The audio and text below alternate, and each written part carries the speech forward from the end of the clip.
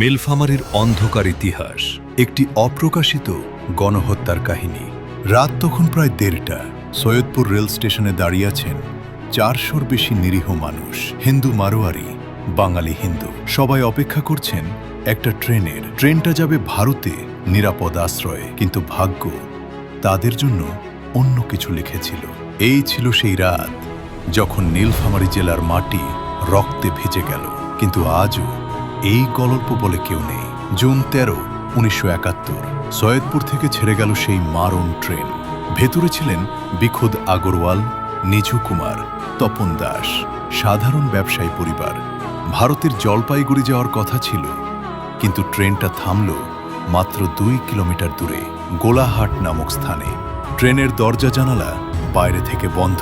বাইরে অপেক্ষা করছিল পাকিস্তানি সেনারা এবং তাদের দোসর রাজাকাররা।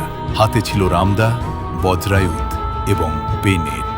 একে একে খোলা হলো কামরার দরজা। প্রথমে লুট করা হলো সব সামান্য, তারপর শুরু হলো হত্যালীলা।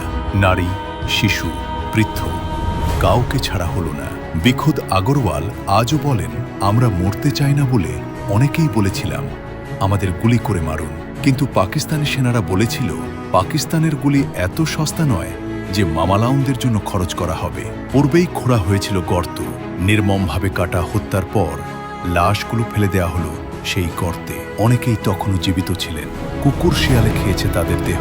এই ছিল গোলাহাট গণহত্যা, কিন্তু এটাই ছিল শেষ নয়। একটি সত্য যা আজও লুকিয়ে আছে ইতিহাসের পাতায়। কিন্তু মনে রাখবেন, যারা মরে যায় তারা হয়তো চলে যায়, কিন্তু যারা বেঁচে থাকে তারা কখনো ভুলে যায় না।